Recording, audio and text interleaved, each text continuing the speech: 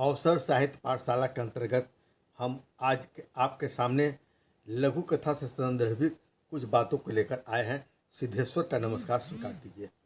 लखनऊ की संस्था लघु कथा कक्ष जो डॉक्टर मंजू सक्सेना चला रही है, उसमें आज के आतिथ्य गोविंद भारद्वाज और डॉक्टर सुरेश निरो ने लघु कथा से संदर्भित कुछ इतनी महत्वपूर्ण बातें कहा कि मैं सोचा कि क्यों न आज लघु कथा के इस पाठशाला में मैं उन बातों से आपको रूबरू कराऊं और आप लघु कथा के बारे में विशेष जानकारी प्राप्त कर सकें। तो आइए आज लघु कथा पाठशाला में हम सुनते और देखते हैं गोविंद भारद्वाज और सुरेश निरो की बातों को, और आप लघु कथा के बारे में कुछ जानने का प्रयास कीजिए। मैंने कहा था कि आपको वीडियो के माध्यम से हर सप्ताह आपसे मिलेंगे और आपको इसके बारे में बतलाएंगे। तो आइए लघु कथा के बारे में हम कुछ जानें, कुछ सीखें। में वृद्धि करता रहता है, चिंतित रहता है बराबर कि मेरी रचनाओं में कैसे और चमक आए, कैसे और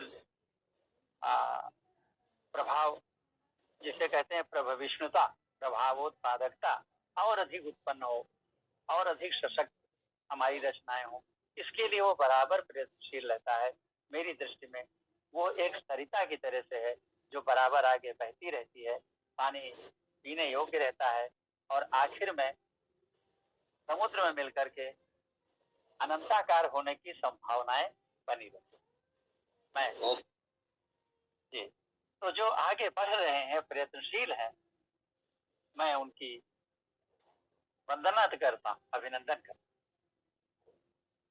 मैं अपने बारे में इतना बताना चाहूंगा आज कि मेरा स्वास्थ्य नहीं ठीक था और मुझे नहीं लगता था कि पूरे कार्यक्रम पर मैं बैठ पाऊंगा, कुछ ऐसी समस्या आज मुझे हो, लेकिन आप सबकी कृपा रही, मैं पूरे कार्यक्रम पर बैठा रहा हूँ, कहीं उठना नहीं पड़ा और ईश्वर चाहेगा तो ये वक्तव्य भी पूरा हो जाएगा। तो ये आपके स्नेह का और आपकी सद्भावनाओं का सुपरिणाम। आज के सम्मानित समीक्षक आदरणीय गोविंद भारद्वाज जी ने रचनाओं की बहुत सुंदर ढंग से समीक्षा की और उनकी समीक्षा में आत्मीयता का जो पुट था वो सबसे अधिक था, जो ऐसा लगता था कोई अपना अपनों से बात कर रहा है और किसी को कहीं कोई बात चुभी नहीं, हुई नहीं, कोई प्रतिक्रिया नहीं, आत्मसात सब करते चले गए। ये ऐसी ही समीक्षा होनी चाहिए। समीक्षक अपने को किसी ऊंची कुर्सी पे बैठ के न समीक्षा करे कि उसके नीचे सब बैठे हुए, बल्कि वो कंधे से कंधा मिलाकर अगर समीक्षा करे तो वो समीक्षा अधिक ग्राह्य होती है, अधिक रचनाकार को पसंद आती है, उसके काम आती है। और ऐसी ही आत्मीयतापूर्ण समीक्षा आज गोविंद भारद्वाज जी ने की। संचालन में मंजू सक्सेना जी की हम क्या प्रशंसा करें, वो तो ऐसा लावण्य बिखेर देती है अपने संचालन में कि पूरा कार्यक्रम ही माधुर्यमय हो जाता है। मैं उनकी वाणी को, उनके व्यवहार को, उनकी विनम्रता को नमन करता हूँ। और आज की संयोजक जो अपर्णा गुप्ता जी हैं, वो भी बहुत ही विनम्र है, उनके होठों पे सदैव मुस्कान ही रहती है। कहानी तो एक से एक तीक्ष्ण विषयों पर भी वो कहती रहती हैं, लेकिन उनके व्यवहार में, उनके व्यक्ति में सदैव मधुरता रहती है, प्रसन्न चित्त रहती हैं। बहुत बहुत बधाई। आज हमारे लघु कथाकारों में आदरणीय सिद्धेश्वर जी मौजूद थे हैं। उन्होंने अपनी कहानी आत्म संवाद के माध्यम से जो संदेश दिया है वो हम सबके लिए उपयोगी है कि हम बहुत प्रयास करें। मैं तो ये नहीं मानता कि हमारे इस लघु कथा कक्ष में कोई भी रचना कहीं से कोई कहानी चुराता हूँ, लेकिन मैं ये कहना चाहूंगा कि कहानी लिखते समय, लघु कथा की रचना करते समय हम सजग जरूर रहें। कहीं जाने अनजाने भी किसी की बात ना आ जाए ऐसी कि लोग कहें ये तो उनकी बात इन्होंने चुरा ली। हम चोरी न करें, लेकिन चोरी का आरोप भी हम पे न लगने पाए, इसके लिए भी हमको सजग रहना चाहिए। कारण यह है कि हम जब किसी की लघुकथा को पढ़ते हैं तो हमारे अवचेतन मन में उसका प्रभाव बना रहता है, और जब अपनी लिखते हैं या उसका प्लाट बनाते हैं या कुछ सोचते हैं तो कभी कभी अवचेतन मन से वो बात बाहर आ जाती और हम जान भी नहीं पाते हैं ये कहाँ से आई है। तो ऐसा भी ना होने पाए, इसके लिए हम प्रयास करें और माँ शारदा से हम नहीं विनय करें।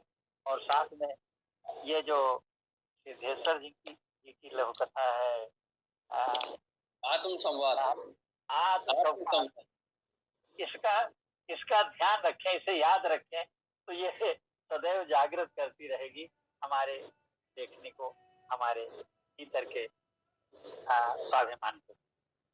इसके लिए बहुत बहुत धन्यवाद है आपको भी सिद्धेश्वर बहुत जी बहुत का। धन्यवाद, बहुत बहुत धन्यवाद आपको। आपकी आपकी लघुकथा के रूप में क्या थी, इस पर तो कोई टिप्पणी मैं करूंगा ही नहीं, क्योंकि आप श्रेष्ठ समीक्षक हैं, लघुकथाकार हैं नहीं, और ऐसी बहुत बात अच्छी नहीं कथा, है। भारद्वाज जी ने की।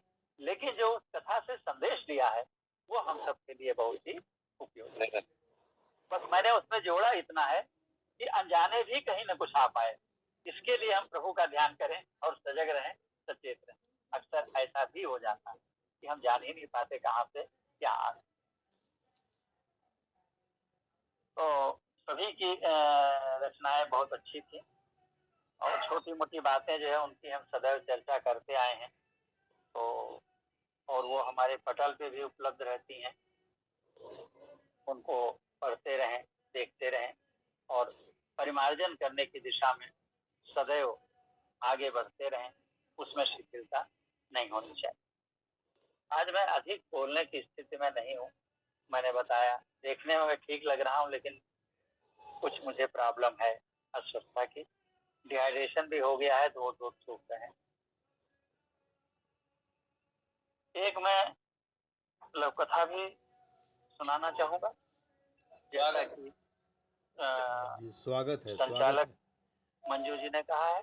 और उससे पहले घोषणा महत्वपूर्ण करना चाहूंगा कि अब लघुकथा कक्ष से जो कार्यक्रम होंगे उसमें आमंत्रित समीक्षक और सम्मिलित सभी रचनाकारों को सम्मान पत्र प्रदान किया जाएगा, उसके द्वारा उनको बहुत बहुत धन्यवाद। और यह सम्मान पत्र इसी कार्यक्रम से प्रारंभ हो जाएंगे। आपको पटल पर डिजिटल फॉर्म में वो सम्मान पत्र सभी को प्रेषित किए जाएंगे। ये इसके लिए विशेष रूप से मंजू सक्सेना जी और अपर्णा गुप्ता जी धन्यवाद की बात है। ये हमारा एक छोटा सा प्रयास है कि उस बहाने से स्मरण रहेगा कि हम सब कहाँ सम्मिलित हुए थे। और आपका सम्मान तो पहले से ही है जो अनुकरणीय है, लेकिन आपको सम्मानित करके हमारी संस्था सम्मानित होगी, ऐसा मुझको विश्वास। अभी अभी एक बात कही थी आदरणीय गोविंद भारद्वाज जी ने कि वो कहानी है लेकिन लघुकथा नहीं हो पाई। समीक्षा के अंतर्गत 2-3 बार ये बात आई कि सीधी सपाट बात है, बहुत अच्छे संदेश देती है, लेकिन अभी लघुकथा नहीं हो पाई, लघुकथा के लिए कुछ और। तो आज मैं एक लघुकथा न सुना के एक प्रयोग आपके आगे रखूंगा। स्वागत है। एक घटना, छोटी सी कहानी, लघुकथा नहीं, छोटी सी कहानी, घटना स्वागत मैं है। आपको सुना। स्वागत है। फिर मैं बताने का प्रयास करूंगा कि यह कहानी है, घटना है, लेकिन ये लघुकथा नहीं। उसको हम लघुकथा बनाएं तो कैसे बनाएं, ये हम प्रयोग करके यहाँ पे रखेंगे। तो एक तितीली का प्रयास है मेरा, ये हो सकता है इससे कुछ प्रेरणा मिले। हम ये नहीं कह सकते मिलेगी, प्रयोग भी तो हो सकता है हमारा बिल्कुल शुद्ध न हो, परम न हो, लेकिन कहीं न कहीं पर हमारा उद्देश्य है इससे वो बात समझ में आनी चाहिए कि हर कहानी लघुकथा नहीं होती, हर घटना का वर्णन लघुकथा नहीं होता। लघुकथा उससे कुछ अलग हटके होती है, जिसमें संक्षिप्तता होती है, तीक्ष्णता होती है और क्षणिकता होती है। तो मैं पहले एक घटना लघु कहानी के रूप में बता रहा हूँ, लघु कथा नहीं, छोटी कहानी। स्वागत है। मैं एक बार हिमालय की एक कंदरा पे गया, तो वहां पर एक बाबा जी रहते थे। तो वो गुफा में बहुत ही निर्भीक रूप से रहते थे। वो उसी गुफा में और गुफा के बाहर तमाम सांप, बिच्छू, जंगली जानवर भी विचरण करते थे।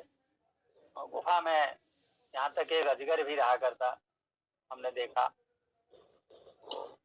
बड़ा आश्चर्य हुआ। बाबा जी से हमने कहा, भाई आपको इनसे डर नहीं लगता है? तो बाबा जी के माध्यम से हमको ये संदेश मिला कि ये जानवर उतना डरने की चीज नहीं है जितना डरने की चीज आदमी है। आदमी से डरने की जरूरत है, क्या जानवर बात से है, डरने की क्या बात है, जरूरत। बहुत सुंदर। ये तो घटना हो गई, अब लोक कथा कैसे हाँ, बनेगी? ये बोध कथा में आ सकती है, प्रेरक कथा में आ सकती है, और सामान्य अखबार की खबर भी ऐसी हो सकती है, लेकिन लघु कथा नहीं है। लघु कथा के जो लक्षण अभी भारद्वाज जी ने अपनी समीक्षा में अलग अलग बताए हैं, उन पे ध्यान दें। तो न उसमें रहस्यात्मकता है, न कोई पंच लाइन है जो बड़ा तीक्ष्ण प्रभाव डालती हो, और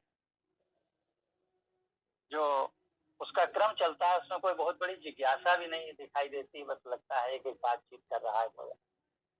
अब मैंने इसको लघुकथा का रूप दिया है, वो प्रस्तुत है। तो ये मिश्रित शैली में है, संवाद शैली है अधिकतर, थोड़ी बहुत वर्णनात्मक शैली। हिमालय की कंदरा में रह रहे बाबा से मैंने पूछ लिया, बाबा आपको यहाँ डर नहीं लगता है क्या? डर किससे? वन्य पशु, सांप, बिच्छू,